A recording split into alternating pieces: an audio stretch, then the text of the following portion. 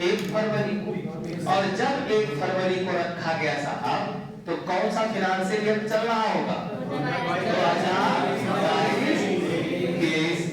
और जो 2022-23 का फिनांशियल ईयर चल रहा होगा ये कब लागू हुआ होगा? 1 अप्रैल 2022 को, और कब तक चलेगा?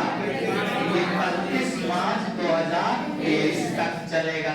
यदि 1 अप्रैल 2022 से कब तक चलेगा? 31 मार्च 2023 तक चलेगा। अब आप बताओ भैया, ये जब फिनांशियल ईयर शुरू किया गया होगा इसका भी बजट कब रखा गया होगा? तो इसका बजट रखा गया होगा 2021-22, और ये जो रखा गया होगा ये कब से कब तक चला होगा? 1 अप्रैल 2021 से 31 मार्च 2022। अब आप बताओ ये डेट पूर्णतः कंप्लीट है, ये फिनांशियल पूर्णतः पूरा हो चुका है ना भाई। 31 मार्च 2022 कब का गुजर चुका। इसमें हमारी सरकार ने जो भी बजट में अपना एस्टीमेट बनाया होगा, जो भी बजट एस्टीमेट रहा होगा कि हम ये करेंगे जो भी करेंगे, हम उससे मतलब नहीं। आप बताओ इसका हमारी सरकार कर पाई कि नहीं कर पाई? कर पाई तो कितना कर पाई, या नहीं कर पाई तो कितना नहीं कर पाई? इसका रियल डेटा हमारी सरकार के पास अवेलेबल होगा कि नहीं होगा? इसका मतलब इसका रियल डेटा हमारी सरकार के पास उपलब्ध है। तो इससे पता चल चुका है कि जो सरकार हमारा बजट एस्टीमेट तैयार करती है उसमें कितना अचीव कर पाती है, रेशियो क्या है, 70%, 80%, 100%, जो भी। इसका रियल डेटा हमारी सरकार के पास हो चुका। किसका? उस फिनांशियल ईयर का जो फिनांशियल ईयर पहले ही बीत चुका है। ये जो फिनांशियल ईयर साहब 2022 और 23 जिसमें ये बजट रखा जा रहा, ये बजट, ये फिनांशियल ईयर लागू हो चुका था 1 अप्रैल 2022 से, और ये जो बजट बनाने की प्रक्रिया इसकी शुरू होती है करीब सितंबर-अक्टूबर से शुरू, सितंबर-अक्टूबर से स्टार्ट करते हैं। हमने मान लिया कि चलो सितंबर से स्टार्ट करते हैं, धीरे-धीरे प्रोसेस शुरू कर दिया जाए, अगला बजट बनाते हैं। अब जब सितंबर से बजट बना रहे हैं, सितंबर से जब बजट बनेगी, सरकार बनाएगी, तो ये अप्रैल, मई, जून, जुलाई, अगस्त, सितंबर 6 महीने हो चुके हैं। कितने? 6 महीने। इस 6 महीने में सरकार का अपना बजट एस्टीमेट क्या है, तो बजट में ही आ चुका होगा पहले से कि हमको ये करना है, ये करना है, ये करना है, जो भी करना है। और उसके बाद हमारी अपनी सरकार ने इस 6 माह में क्या खोया, क्या पाया, कितना कर पाया, ये आंकड़ा होगा। उसको बोलते हैं रिवाइज्ड एस्टीमेट। क्या बोलते हैं? रिवाइज्ड एस्टीमेट कह सकते हैं कि सरकार बता सकती है कि अब तक साल भर में जो करना था 6 महीने में उसका कितना अंश हम कर पाए हैं या कितना अंश हम नहीं कर पाए हैं। बोलो नहीं होगा? होगा। क्या होगा साहब? रिवाइज्ड। अब इसके बाद अगर हम देखें तो ये जो फिनांशियल ईयर है इसके लिए हमारी सरकार क्या करती है? बजट एस्टीमेट तैयार कर देती है, यानी किसका निर्माण कर देती है? बजट का निर्माण कर देती है। इसका सीधा सीधा मतलब हो गया कि एक फिनांशियल ईयर का बजट बनाने में हमारी सरकार कुल कितने साल के आंकड़ों का प्रयोग करती है? 3 साल के आंकड़ों का प्रयोग करती है। एक जैसे 2023-24 के लिए बनाएगी तो किस किस का प्रयोग किया? 21-22, 22-23, 23-24। नहीं समझ आया? आ गया? तो नोट करो इसको, ऐसे ही नोट में से हमने बनाया है। नोट करिए। अब आओ बजट का बढ़िया से निर्माण।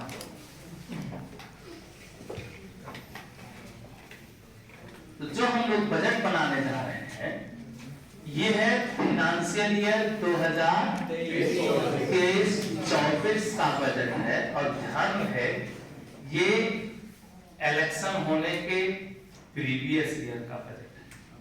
अगले साल इलेक्शन है लोकसभा, इसलिए इसमें सरकार ने अपने सारे विजन को लगाया कि देश का भी समग्र विकास हो और आगे मौका भी जनता को देगा। लेकिन इसका निर्माण कैसे किया गया होगा, इसकी प्रक्रिया शुरू हो गई होगी साहब कब से, तो इसकी प्रक्रिया शुरू हो गई है सितंबर के महीने से ही लगभग स्टार्ट। यानी सितंबर कौन सा 2022, याद रख। तो सितंबर 2022 में ही जो वित्त मंत्रालय है, जो वित्त मंत्रालय है, वित्त मंत्रालय का मतलब जो मिनिस्ट्री ऑफ फिनांस, इस वित्त मंत्रालय के द्वारा अपने जितने भी मंत्रालय हैं, अपनी जितनी भी मिनिस्ट्री हैं, उन सभी मिनिस्ट्री को, यानी फिनांस मिनिस्ट्री क्या करती है, ये गाइडलाइन जारी कर देती है, दिशा निर्देश जारी कर देती है। किसके लिए, तो ये दिशा निर्देश जारी करती है टू ऑल मिनिस्ट्री, सभी मिनिस्ट्री को ये दिशा निर्देश दे देती है, सभी मिनिस्ट्री को ये गाइडलाइन दे देती है। क्या गाइडलाइन देती है ये, तो सभी मिनिस्ट्री को ये गाइडलाइन देती है कि आप सभी लोग अपना डिमांड फॉर ग्रांट्स, कल बताया था अनुच्छेद 113 कि आप सब लोग क्या करो, आप सब लोग अपने डिमांड फॉर ग्रांट्स, तो जो डिमांड फॉर ग्रांट्स है, इस डिमांड फॉर ग्रांट्स को जमा करो, बना करके हमारे पास भेज दो। अब सारी मिनिस्ट्री जब डिमांड फॉर ग्रांट्स बनाएगी, अनुदान की मांग तैयार करती, तो जब ये अनुदान की मांग को तैयार करती है, यानी आर्टिकल 113 पे काम करती है, तो इनकी सहायता एक ऐसे इंडिविजुअल के द्वारा की जाती है जिसको कहते हैं CGA, controller general of account. क्या कहा था साहब, कंट्रोलर जनरल ऑफ अकाउंट, उसको बोलते हैं कंट्रोलर जनरल ऑफ अकाउंट। उसका सिर्फ और सिर्फ काम ये होता है कि जो भी मिनिस्ट्री अपने बजट को बना रही हो, तो वो सारे मदों को, यानी सारे आइटम्स को अलग अलग लिखे कि हमें किस मद पर कितना पैसा चाहिए। तो हर एक आइटम से लिख दे, आइटम लिख दे क्रम सीरीज नंबर 1, मान लो गृह मंत्रालय, तो कुक्कुट पालन कितने रुपए, टारगेट कितना, कुक्कुट को पलवाना कितने, मुर्गी फार्म खुलवाने, नंबर 2 फलाना काम ये पैसा इतना, तीसरा चौथा, इसमें हेल्प कौन करेगा, और अगर ये आइटम्स को अलग अलग बांटेंगे नहीं, मदों में अलग अलग डिवाइड नहीं करेंगे, तो आगे मिनिस्ट्री ऑफ फाइनेंस इसको वरीयता के आधार पर अरेंज नहीं कर पाएगा। क्योंकि जब हमारे पास इतने पैसे हो कि चाहे जितना काम आए सब हम निपटा लें, तब तो वहां प्रेफरेंस की जरूरत नहीं होती है, वरीयता की जरूरत नहीं होती। लेकिन जब हमारे पास ऑलरेडी इतने पैसे ना हो, तो हमेशा हम लोग क्या करते हैं, जो काम ज्यादा जरूरी है उसको पहले प्रेफरेंस देते हैं और बाकी से प्रेफरेंस लगा लेते हैं सारे काम। जैसे आपके जीवन में पहला काम ज्यादा जरूरी क्या है, तो आपके जीवन में पहला काम जरूरी है कि पहला है रूम रेंट दे दो जहां रह रहे, और किराए पे। दूसरा काम क्या है, दूसरा काम है कोचिंग की फीस जो भी पड़ रही है 100 200 500 रुपए वो जमा। बात समझ पा रहे? तो पहला काम क्या हो गया, रूम रेंट दे दिया ताकि रुक पाए। दूसरा क्या है, कोचिंग जा पाए, या लाइब्रेरी ज्वाइन की हो तो लाइब्रेरी जा पाए, उसका फीस आपने पे कर दी। तीसरा काम बाकी अपना राशन पानी का ऐसे प्रेफरेंस कर देते हो सकता है कोई बच्चा इतना उस जिंदगी में हो जो बौद्धिक विलासिता वाले जीवन तो वो क्या करेगा, पहला अपना मोबाइल रिचार्ज करो, उसका मोबाइल भले मोबाइल जरूरी है ना, तो ये डिपेंड करता है। इसीलिए अलग हो जाता है कि हर इंडिविजुअल मैनेज करता है, लेकिन उसके अपने टारगेट के आधार पर अपने काम मैनेज होते हैं, तो जो जैसा मैनेज करे। समझ आई बात? खैर अब समझो, तो जो कंट्रोलर जनरल ऑफ अकाउंट है साहब, ये क्या करेगा, जब सारी मिनिस्ट्रीज अपने डिमांड फॉर ग्रांट्स को तैयार कर रही होंगी तो वो कैसे उसको हायरार्की में लगाए, कैसे उसको एडजस्ट करे, इसमें उनकी वो क्या करता है, मदद। और धीरे धीरे करके ये सारी के सारी मिनिस्ट्रीज अपने डिमांड फॉर ग्रांट्स यानी अनुदान की मांग को तैयार कर लेगी। और जब ये अनुदान की मांग को तैयार कर लेगी तब फिर किसको भेजेगी, ये आल मिनिस्ट्री इसको भेजती है मिनिस्ट्री ऑफ फाइनेंस को। सुनिएगा, ये जितनी भी मिनिस्ट्री है ये सारी के सारे अपने जो डिमांड फॉर ग्रांट्स है, देखो ध्यान देना, सारे के सारे मंत्रालय मिनिस्ट्री ऑफ फाइनेंस को यानी वित्त मंत्रालय को दो चीजें प्रस्तुत, पहला तो देती है डिमांड फॉर ग्रांट्स, जिसके लिए मार्केट चल रहा कि हमको अभी इतना पैसा चाहिए, हम इतना बड़ा वाला काम करेंगे, तो वो क्या हो गया, डिमांड फॉर ग्रांट्स। तो पहले तो डिमांड फॉर ग्रांट्स रख दिया जाएगा, समझ आ रहा है। उसके अलावा अभी मैंने आपको बताया है कि सारी मिनिस्ट्री को पैसा मिल चुका होगा 1 अप्रैल, और करीब ये जो प्रस्तुत करती है नवंबर लास्ट या दिसंबर तक फाइनली रखते हैं वित्त मंत्रालय के पास, तब तक 6 महीने ज्यादा बीत चुका है। तो वो जो बजट चल रहा है उस बजट का क्या एस्टीमेट था और उस पे इन्होंने क्या रिवाइज एस्टीमेट तैयार किया है, यानी कितना अचीव किया, कितना अचीव नहीं किया, ये भी पता करके कहा देते हैं, प्रस्तुत करते हैं किसके पास, वित्त मंत्रालय के पास। किसके पास, वित्त मंत्रालय के पास। ये दिसंबर स्टार्टिंग तक पहुंच ही जाता है। अब जो ये डिमांड फॉर ग्रांट्स है भैया, इस समय हमारे यहाँ 141 डिमांड फॉर ग्रांट्स, कितने अनुदान की मांग है, 141, 141 कितनी है, 141 है। इस 141 में साहब 103 जनरल है, 6 डिफेंस की है और 32 रेलवे की है। अब आप जरा जोड़ो, 141 हुआ कि नहीं, इन डिमांड्स पर का मतलब अलग अलग मदे हैं। उसमें क्या है, 103 कौन से, जनरल बजट की, सामान्य आम बातें होंगी, 6 किसके लिए, सेना के लिए, किसके लिए, डिफेंस के लिए, और बाकी 32 किसके लिए, रेलवे, क्योंकि रेलवे बजट को फिर से कहा किया गया, आम बजट में शामिल कर दिया गया 2016-17 से ना, 16-17। तो जब शामिल कर दिया गया रेलवे बजट को फिर से आम बजट में, तो उसके भी तो मत को यहाँ रखोगे कि रेलवे बजट नहीं बनाओगे। अलग कब से किया गया था, 1921 एकवक्त कमेटी, एकवक्त कमेटी, एकवक्त, ठीक। अब देखो तो कुल कितने भैया ग्रांट्स आ गए, 141, 141 में भैया कितने हो गए, 103 जनरल, 103 जनरल, 6 डिफेंस और 32 रेलवे, और जोड़ के देख लिया हम लोगों ने, 7 3 9 2 11 और 3 1 4 और 141 ग्रांट्स हो। अब सबकी लिखे हुए मदे आ गई, हमको ये चाहिए, ये चाहिए, ये चाहिए, जो भी चाहिए सब लिखा है। सरकार अपना रेवेन्यू उठा के देख रही कितना कमाए हैं, फिर कह रही खर्चा देखो, आय का है वही है, आमदनी खर्चा वही है, तो जो अठन्नी घटवा है उसको कैसे मैनेज करना है, अब सरकार को यहाँ दिमाग लगाना है।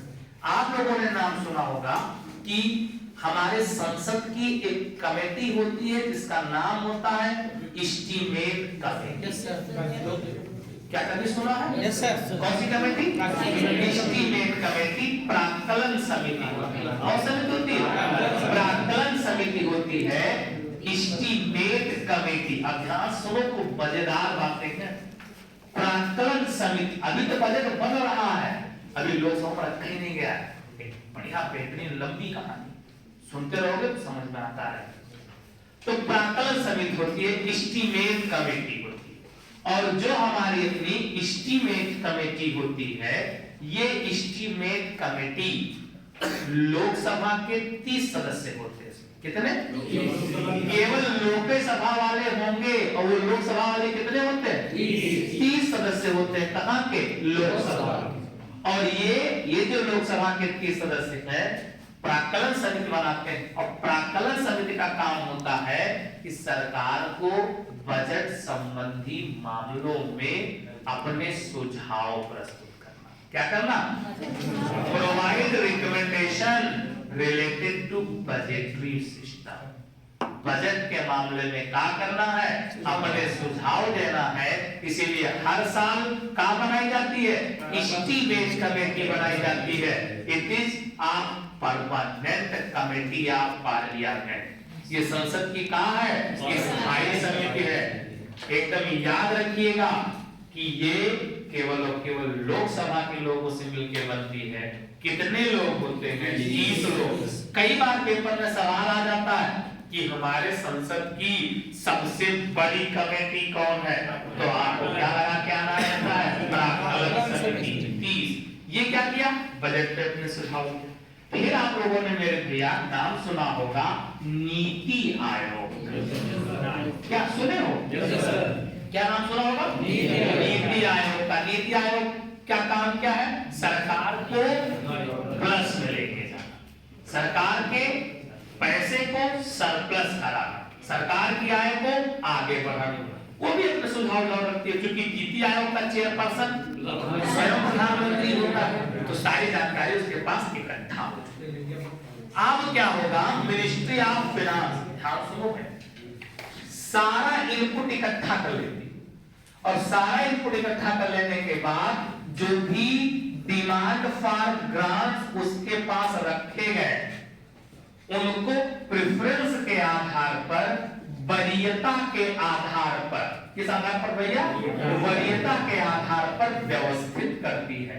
Arrange that on the basis of preference. किस आधार पर? और वरीयता हमेशा कोई भी सरकार में वरीयता किसको देगा? एससी, एसटी, ओबीसी, महिला, marginal section of the society.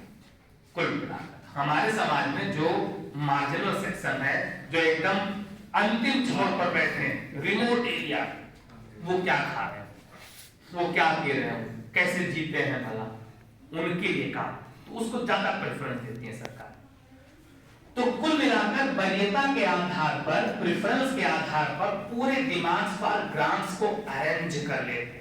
और जब पूरे डिमांड्स फॉर ग्रांट्स को अरेंज कर लेते हैं, तब प्रधानमंत्री और उनके अपने कैबिनेट की मीटिंग होती है। हमेशा याद रखना, करते हो तुम कन्हैया मेरा नाम हो रहा। राष्ट्रपति जी कहीं इन्वॉल्व नहीं है अभी, सारा काम कौन कर रहा है? प्रधानमंत्री। प्रधानमंत्री और उनके कैबिनेट की क्या होगी? मीटिंग होगी। वो लोग बैठ करके इस पूरे प्रेफरेंस की बारीकी से जांच करेंगे। इसमें प्रधानमंत्री पर यानी सरकार पर डिसाइड करता है, निर्भर करता है कि क्या क्या प्रेफरेंस पहले रखना है। जैसे अभी हम लोगों ने पढ़ा इस बार अमृत काल का जो बजट आया, इसमें प्राथमिकता वाले 7 क्षेत्र फिक्स किए गए। तो ये 7 ही हो, 8 ना हो, 6 ना हो, 7 में कौन कौन हो, ये कौन निर्धारित करे? ये लोग बैठ के प्रेफरेंस क्या लोग, मैंने बताया ना कि प्रेफरेंस देना, तो ये प्रेफरेंस दे, कौन सा काम करें, कौन सा ना करें, कितने में करें, कैसे करें, क्या करें, ये सब यही निर्धारित करें। सब फिक्स डिसाइड हो जाएगा। जब ये सब कुछ डिसाइड हो गया, सब निर्णय हो गया, तब पूरा पन्ना तैयार करके उसको सीधा भेजा जाएगा साहब किसके पास? प्रेसिडेंट के पास। किसके पास? प्रेसिडेंट के पास। कुछ नहीं करते हैं प्रेसिडेंट साहब, केवल और केवल क्या है, सब लिखा हुआ है, उसमें केवल नीचे उनको साइन करना होता है। वो साइन कर दे, लिख दे अपना द्रौपदी मुर्मू। समझ पा रहे मेरी बात? तो केवल साइन करना होता है, बस उसमें ये लिखा रहता है कि राष्ट्रपति के आदेशानुसार। राष्ट्रपति से पहले प्री मंजूरी लेना जरूरी, क्योंकि ये बजट है। ये क्या है? बजट है, धन विधेयक। और धन विधेयक सदन में आने से पहले राष्ट्रपति की पूर्व मंजूरी आवश्यक है। तो वो क्या करेंगी, इस समय करेंगी ना राष्ट्रपति को द्रौपदी मुर्मू जी, तो वो क्या करेंगी, लिख देंगी कि 1 फरवरी, लिखा ये भी रहता है, लिखना पड़ा कुछ नहीं, लेकिन हम लोग जो याद रखेंगे कि 1 फरवरी को सवेरे 11 बजे बजट को प्रस्तुत किया जाए और नीचे साइन हो जाएगा। यानी हम लोग क्या याद करेंगे, ये तो पर्दे के पीछे का काम है, पर्दा दिख कहां से रहा है, ये यानी किसके अप्रूवल से, राष्ट्रपति साहब के अप्रूवल से, और उन्हीं के द्वारा निर्धारित तिथि और समय पर बजट को कहां, सदन में, हाउस में रखना है, संसद में रखना है। अब सवाल ये उठता है कि जो हमारा अपना बजट है ये मनी बिल है भैया, कौन सा विधेयक है, धन विधेयक, कौन सा विधेयक, ये मनी बिल है। और याद रखना जो भी मनी बिल होता है, पहली बात ये हमेशा सरकारी विधेयक होगा, कैसा विधेयक होगा, गवर्नमेंट बिल होगा। और सरकारी विधेयक होने का मतलब है इसे कोई ना कोई मंत्री ही रखेगा, केवल सांसद इसको रख, तो प्रायः इसको वित्त मंत्री रखते हैं। कौन रखेंगे, वित्त मंत्री प्रायः इसको रखेंगे। अगर वित्त मंत्री एब्सेंट है, वित्त मंत्री गई है, या वित्त मंत्रालय प्रधानमंत्री के पास है, तो प्रधानमंत्री भी रखेंगे। जैसे एक काम जवाहरलाल नेहरू, इंदिरा गांधी, कई सारे हमारे प्रधानमंत्रियों ने ऐसा किया, समझ पा। लेकिन शर्त है सरकारी विधेयक होने के नाते इसको रखना किसको है, किसी न किसी मिनिस्टर को ही रखना है। दूसरी चीज ये है साहब, ध्यान देना, दूसरी चीज ये है कि मनी बिल होने के नाते ये पहले और पहले केवल किस में आएगा, ये कभी पहले राज्यसभा में प्रस्तुत, ये कौन सा बिल है, मनी बिल, धन बिल है। और मनी बिल सबसे पहले कहाँ रखा जाता है, लोकसभा में। तो रखा जाए, नोट करो फिर रखा जाए कि जो बजट है, इस बजट को प्रेसिडेंट साहब ने अपना अप्रूवल दे दिया है कि इसको कहां रखा जाए, पार्लियामेंट में रखा है। अब चूंकि हम लोग सीख चुके हैं कि पार्लियामेंट के जो 2 हाउस है, लोकसभा और राज्यसभा, तो जो पार्लियामेंट के 2 हाउस है, लोकसभा और राज्यसभा, तो जो बजट हमारा है, चूंकि ये बजट कैसा बिल है, मनी बिल, कैसा बिल है, मनी बिल है, धन विधेयक है। और धन विधेयक होने के नाते इस मनी बिल को हम लोग क्या करेंगे, तो इस मनी बिल को हम लोग कहां लेकर के आएंगे, पार्लियामेंट के निम्न सदन यानी लोकसभा में। कै तारीख को, अब एक पहले नियम था on the last working day of February, अब कर दिया गया है first working day of February. अब समझ आया। तो अब क्या है, लोकसभा 1 फरवरी को प्रातः काल 11 बजे, बजे तो प्रातः काल 11 बजे कहा 1 फरवरी को कहा लोकसभा में, कै बजे, प्रायः 11 बजे, कै बजे, 11 बजे। कौन, वित्त मंत्री या प्रधानमंत्री के द्वारा नामित कोई अन्य मंत्री, शर्त है वो होना चाहिए पक्का कोनो ना कोनो मंत्री, मंत्री सिवाय कोनो सांसद धन विधेयक को, बजट को लोकसभा में टेबल नहीं कर सकता, लोकसभा में प्रस्तुत नहीं कर सकता। तो 11 बजे कहा 1 फरवरी को कौन, वित्त मंत्री, यानी वित्त मंत्री क्या करेंगे, वित्त मंत्री, तो वित्त मंत्री इसको प्रेजेंट करते, रखते। और बजट को रखना ही बजट स्पीच कहलाता है। क्या कहलाता है, बजट को रखना ही साहब बजट स्पीच कहलाता है। हिंदी में हम लोग बजट अभिभाषण कहते हैं। क्या कहते हैं, बजट अभिभाषण। बजट अभिभाषण का मतलब, अगर ये पन्ना मान लो पूरा का पूरा बजट वाला है, तो पहले ये नियम था, अब तो सब कुछ की व्यवस्था होती जा रही है। पहले नियम था सबको एक एक पेज बांट दिया जाएगा बजट की, एक एक का उसके बाद जो उस बजट के हाइलाइट्स, आज भी बजट हाइलाइट्स पढ़ती है वित्त मंत्री पहले दिन, तो क्या करेंगे बजट हाइलाइट्स पढ़ देंगे कि नंबर 1 हमारी सरकार अमृत काल का बजट लेकर के आ रही, इसमें 7 मेन स्तर बनाए गए, 7 मेन लेवल बनाए गए, इसमें कृषि में ये करेंगे, जो भी उनके अपने हाइलाइट्स हैं, तो जितने भी हाइलाइट्स है उसको पढ़ करके सुना देंगे कि बजट में ये चल रहा है, ये करेंगे, ऐसे करेंगे, जो कुछ करेंगे उसको क्या कहा जाता है, बजट अभिभाषण। क्या बोलते हैं, बजट अभिभाषण कहते हैं उसको, बजट स्पीच कहा जाता है। क्या कहा जाता है भैया, बजट स्पीच कहा जाता है, बजट अभिभाषण कहते हैं। और फिर ऑन द सेम डे और द नेक्स्ट डे, या तो वही दिन या तो अगले दिन उस बजट को कहां, राज्यसभा में भी रखा जाएगा, टेबल इन राज्यसभा आल्सो। यानी किसको सूचना देनी है, पढ़ के भैया को भी बताना, राज्यसभा ने अपर हाउस, तो राज्यसभा में भी रखा जाएगा। राज्यसभा इसे मैक्सिमम कितने दिन, 14 दिनों तक रोक सकती है। राज्यसभा में इसमें क्या हो सकता है, तो पहली चीज राज्यसभा में इसमें जनरल डिस्कशन हो सकता कि नहीं हो सकता, जनरल डिस्कशन हो सकता है। ऐसे में राज्यसभा के पास ये अधिकार है कि वो कह दे कि भाई मेरी एक बात मान लो, थोड़ा सा रिफॉर्म कर लो इसमें, तो Rajya Sabha can advice for amendment, amendment की एडवाइस हो सकती है लेकिन कर नहीं सकता।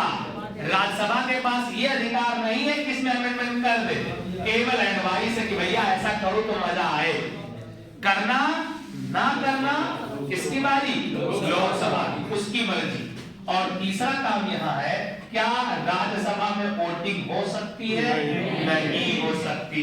राज्यसभा में बजट को लेकर के कौनो मतदान नहीं होना है, कभी इसमें मतदान नहीं होगा, किसमें, राज्यसभा में वोटिंग नहीं होगी, राज्यसभा में वोटिंग नहीं होगी। समझ आ रहा है, किसमें वोटिंग नहीं होगी, राज्यसभा में। और 14 दिन के भीतर अगर ये कुछ कह दे तो अच्छी बात है, और ना कह दे तो अच्छी बात, क्योंकि 14 दिन के भीतर ये कहां से पास मान लिया जाएगा, 14 दिन के भीतर ये राज्यसभा से ऑटोमेटिक पास मान लिया जाएगा, वो अलग का मुद्दा। अब समझो, जब इसको लोकसभा में रख दिया गया, बजट अभिभाषण हो गया, तो इसके बाद फिर पार्लियामेंट की जो बैठक है, इस पार्लियामेंट की बैठक को स्थगित कर दिया जाता है, पार्लियामेंट को एडजर्न कर दिया जाता है। क्या कर देते हैं, the meeting of parliament is adjourn. संसद की बैठक को कुछ समय के लिए स्थगित किया जाता है, प्रायः 25 से 26 दिन के लिए होते हैं। और उसमें क्या होता है, ऐसा नहीं कि सब लोग कहीं जाएंगे, कुछ नहीं होना। होना क्या है, यहाँ एक नया काम होता है, बनाई जाती है डिपार्टमेंट स्टैंडिंग कमेटी, विभागीय जांच समिति। फिर से बोलो, विभागीय जांच समिति। क्या बनाई जाती है भैया, तो बनाई जाती है विभागीय जांच समिति, डिपार्टमेंट स्टैंडिंग कमेटी बनाई जाती है। और जो डिपार्टमेंट स्टैंडिंग कमेटी है, कौन सी कमेटी, डिपार्टमेंट स्टैंडिंग कमेटी जो है, इस पूरे बजट पर एक बार स्वयं से चर्चा करती है। ये क्या होती है वो भी बताता हूं। स्टैंडिंग कमेटी है, विभागीय जांच समिति है। ये विभागीय जांच समिति इस पूरे जो बजट है, विभागीय जांच समिति की संख्या है 24। कितनी है, 24 है। और हर एक में करीब कुल मिला के कितने मेंबर होते हैं, 45। ये लोग क्या करते हैं, इस मद की जो मदें दी गई है, आइटम दिए गए बजट में, उसकी जांच करते हैं। केवल जांच कर सकते हैं बस, इस मुद्दे पर ये कोई कट मोशन या कोई ऐसी चर्चा नहीं कर सकते जिससे सरकार को कोई नुकसान। विभागीय जांच समिति का केवल और केवल एक उद्देश्य है, और वो केवल एक उद्देश्य क्या है कि जो भी रखा गया है बजट में उस पर ये जनरल डिस्कशन करके जान पाए। ना तो इनको यहाँ वोटिंग करने का अधिकार है और ना ही इनको यहाँ कट मोशन लाने का अधिकार। आगे मैं बताऊंगा अभी कट मोशन क्या होता है, कटौती प्रस्ताव। और अगर बजट के मामले में कट मोशन पास हो जाए तो प्रधानमंत्री को, सरकार को इस्तीफा देना पड़ेगा। यहाँ तो इसके पास कट मोशन रखने का अधिकार भी नहीं, कट मोशन नहीं आ सकता, कटौती प्रस्ताव नहीं आ सकता। समझ आएगा ना? आप जब विभागीय जांच समिति ने इसकी जांच कर ली, अब इसके बाद क्या होगा, इधर होगा। सर कटौती प्रस्ताव से क्या मतलब है? कटौती प्रस्ताव का मतलब होता है सरकार, सीधा मतलब होता है सरकार की नीतियों का, सरकार के बजट का विपक्ष द्वारा विरोध।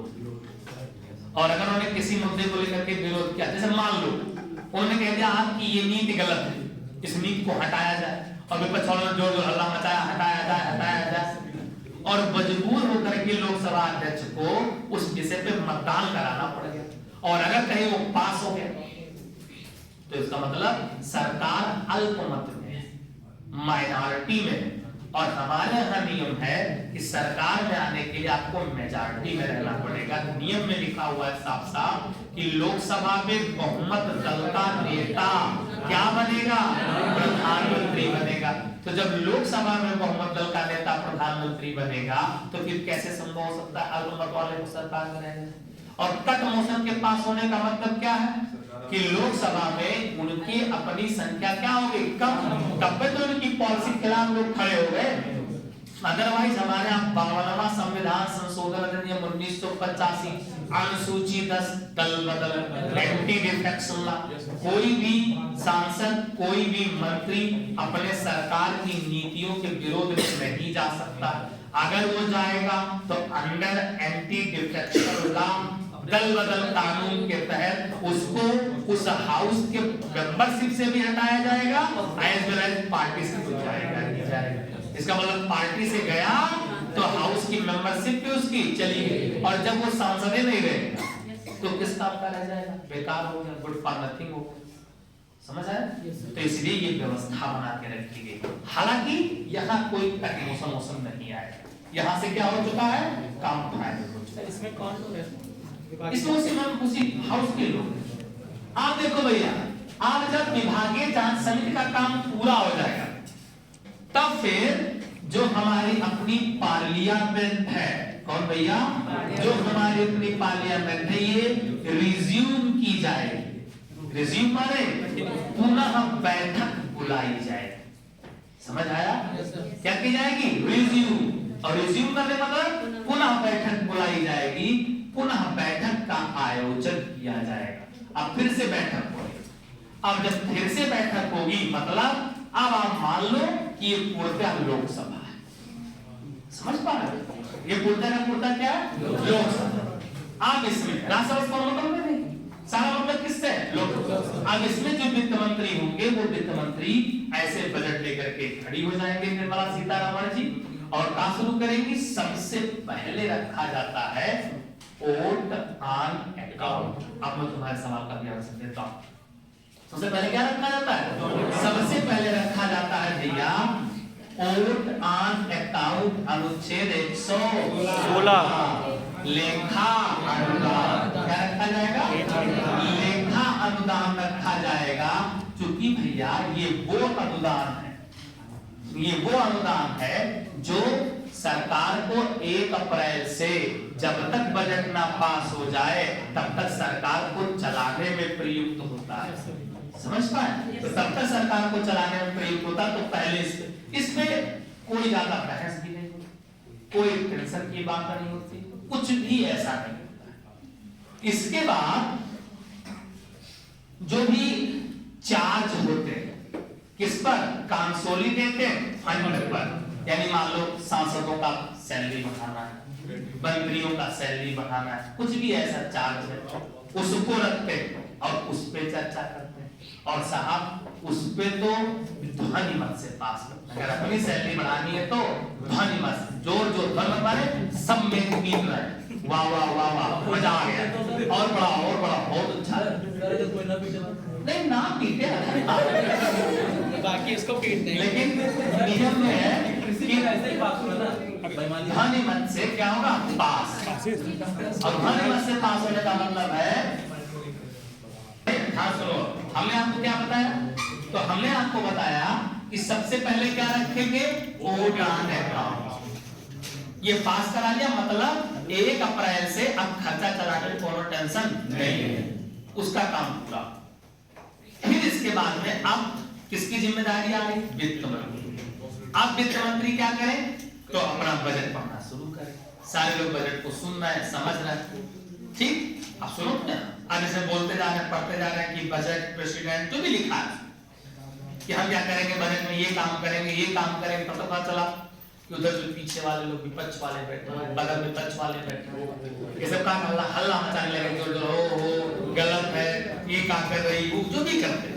तो जब उसमें जोर जोर से शोर शराबा होता है तो उसको फिलीबस्टर कहते हैं। क्या कहते हैं, फिलीबस्टर। क्या कहते हैं, हमेशा वित्त मंत्री काम क्या होता है, तो यहाँ वित्त मंत्री, दोनों ध्यान से भाई, यहाँ जो हमारे वित्त मंत्री हैं उनका काम क्या है, तो वो यहाँ देखो, वो मिनिस्ट्री वाइज यानी मंत्रालयानुसार हर एक का डिमांड फॉर ग्रांट्स प्रस्तुत करती जाएगी, यानी पढ़ती जाएगी और क्या कराती जाएंगी, उसको पास कराती जाएगी। नहीं समझ, डिमांड फॉर ग्रांट्स क्या होगा, पढ़ती जाएगी और पास कराती जाएगी। ऐसी पढ़ने में क्या होगा, सदन में खूब हल्ला मचेगा, जोर जोर का हल्ला मचेगा, तो क्या होगा, फिलीबस्टर कहलाएगा। क्या कहलाएगा साहब, तो जब जोर जोर का हल्ला होगा, जोर जोर का शोर शराबा होगा, तो क्या बोलेंगे उसको, फिलीबस्टर। क्या बोलेंगे, फिलीबस्टर। समझ है, तो फिलीबस्टर हो जाएगा। इसीलिए अब जब बहुत हल्ला होने लगा, तो अगर सरकार को, वित्त मंत्री को लगता है कुछ मुद्दे ऐसे हैं इसको पढ़ने की जरूरत नहीं है, 4 7 10 15 मुद्दा पढ़ गया, 2 4 से निपटा दिया, कूद गए। और जब उसको कूद कूद के पढ़ने लगे, कंगारू, तो जब कूद कूद के पढ़े, छोड़ छोड़ के पढ़े और उसके बाद उसको पास करा ले, तो बजट के मामले में इसको कहा जाता है गिलोटिन। वैसे कहा जाता है कंगारू, लेकिन बजट के मामले में गिलोटिन। तो क्या रख दिया यहाँ, गिलोटिन। गिलोटिन माने गला काट लिया, पढ़ा भी नहीं और पास भी करवा लिया। तो मतलब गिलोटिन का मतलब हुआ है कि मिनिस्ट्री वाइज जो भी डिमांड फॉर ग्रांट्स थे उनको एक ही में क्लब कर लिया, पढ़ाने छोड़ दिया और उसके बाद सीधे रख करके पास करवा लिया। सर जो पढ़ा नहीं है, मतलब उनको पढ़ा नहीं है, ऐसा पास ऐसा सबको पढ़ना पहले दे चुके थे ना, तुम घर पे पढ़ना तैयार करना, कुछ नहीं होगा तो मई महीने में सवाल चार्ट मिल जाएगा एग्जाम। अब सांसदों ने नहीं पढ़ा, नहीं तैयार कर तो होगा सर वो कॉपी तो वही लोग के पास भी होगी ना? सबके पास, कोई छूटेगा नहीं। जितने सांसद सबको एक एक प्रति मिलती है, तैयार करो, सिविल में आता है सवाल। तो हम लोगों ने पढ़ा कि vote on account pass, vote on account के पास डिमांड फॉर ग्रांट्स को पढ़ती जा रही, और अगर छोड़ छोड़ के पढ़ रही है तो क्या कहते हैं उसको, गिलोटिन। मतलब कुछ डिमांड्स को बिना पढ़े एक में क्लब कर लिया, रख दिया और है करवा पास करवा। आप समझ आए, तो ये गिलोटिन पास, मतलब कि ये डिमांड फॉर ग्रांट पास। और डिमांड फॉर ग्रांट के साथ साथ और हम लोगों ने क्या पास कराया, तो हम लोगों ने पास कराया संचित निधि पर भारित व्यय। ध्वनि मत से पास करते हैं उसको, सैलरी वाले जो संचित निधि भारित व्यय, तो क्या पास करा लिया, यहाँ देखो demands related to charge on consolidated fund, Hindi में लिख देता हूं, संचित निधि पर जो भारित व्यय है इसको भी पास करा लिया। और बताओ यह दुई अक्कम जुड़ जाए तो यही तो एप्रोप्रिएट बिल है। बोलो यस सर, बताया था ना कि एप्रोप्रिएट बिल माने विनियोग विधेयक, और विनियोग विधेयक किससे जुड़ा है, सरकार के व्यय से जुड़ा है। और अगर ये दोनों पास, मने की का पास, एप्रोप्रिएट बिल पास। क्या पास? एप्रोप्रिएट बिल पास हो गया। एप्रोप्रिएट बिल पास हो गया मेरे भैया। विनियोग विधेयक क्या हो गया? पास हो गया। यानी खर्चा वाला काम डन। आप पन्ना खोलेंगे आएगा कि हम पैसा कहां कहां से कमाएंगे, अब उस पे चर्चा की जाएगी। समझ पा रहे हो ना? अब चर्चा किस पर? आय पे। कि फ्रॉम वेयर वी अर्न, अब हम कहां से कमाएंगे उस पे आओ चर्चा करो। अब बात कमाई की होगी साहब, और जैसे बात कमाई की आएगी, इनकम की आएगी, उसको हम लोगों ने कहा था फिनांस बिल। आर्टिकल क्या कहा है? आर्टिकल फिनांस बिल, वित्त विधेयक। क्या बोलेंगे? वित्त विधेयक। सरकार में किससे जुड़ा है? आय से। आप बताएंगे टैक्स स्लैब में ये करेंगे, टैक्स स्लैब में वो करेंगे, इस पे टैक्स बढ़ाएंगे, उस पे टैक्स घटाएंगे, वहां से पैसा लाएंगे, यहाँ पैसा ले जाएंगे, जो कुछ भी बताए वो टोटल क्या होगा? वो भैया वित्त विधेयक है, उनकी इनकम है। और जब ये भी पास, तो जौने दिन ये भी पास, वही दिन बजट पास। क्योंकि व्यय भी पास, आय भी पास, और आय और व्यय का ही बंडल कहाँ है? बजट। जिस दिन फिनांस बिल पास हो जाए उसी दिन क्या पास हो जाएगा? इसके पास होते ही भैया budget is passed. Make it remember, ध्यान से याद कर लो। 1 फरवरी को, ये देखो, 1 फरवरी को बजट रखा गया था, और ये जो फिनांस बिल पास हो रहा है, बजट पास हो रहा है, 75 days। बीच में मैक्सिमम गैप 75 दिन। इससे ज्यादा का गैप संभव नहीं है। अगर 75 दिन में पास तो सरकार स्टेबल, अगर 75 दिन में नहीं पास तो prime minister has to resign from his post, तो प्रधानमंत्री को अपने पद से क्या करना पड़ेगा? इस्तीफा। इसलिए हम लोग याद रखते हैं कि बजट को कितने दिन में पास होना अनिवार्य है? 75 दिन में पास होना अनिवार्य है। समझ आया? अब यहाँ एक छोटा सा सवाल था बिटिया का कि सर ओट ऑन अकाउंट और इंटरिम बजट में क्या अंतर होता है? तो इंटरिम बजट और ओट ऑन अकाउंट में क्या अंतर होता है, जरा ये समझ। ओट ऑन अकाउंट सबके समझ में आया है? ओट ऑन अकाउंट माने वो पैसा जो 1 अप्रैल से और जब तक बजट पास ना हो जाए तब तक सरकार के काम को चलाने के लिए जो अनुदान दिया जाता है उसको लेखा अनुदान कहते हैं, ओट ऑन अकाउंट कहते हैं। और मेरे भैया इंटरिम बजट उस साल रखा जाता है जिस साल चुनाव हो, इलेक्शन हो। तो ये कब से कब तक के लिए होता है? 1 अप्रैल से लेकर जब तक नई सरकार का गठन ना हो जाए उस समय तक सरकार के काम को चलाने के लिए जो बजट रखा जाता है उसे इंटरिम बजट कहते हैं। कौन सा बजट? नहीं समझ आया भाई? 1 अप्रैल से पैसा खत्म हो जाएगा तो काम सरकार को चलाना है, तब से लेकर और जब तक इलेक्शन होकर के नई सरकार ना आ जाए अपना बजटदार रख ले, तब तक के लिए जो बजट रखा जाता है उसे कौन सा बजट कहते हैं? इंटरिम बजट कहते हैं, अंतरिम बजट कहते हैं। अब आया समझ? एकदम। Thank you.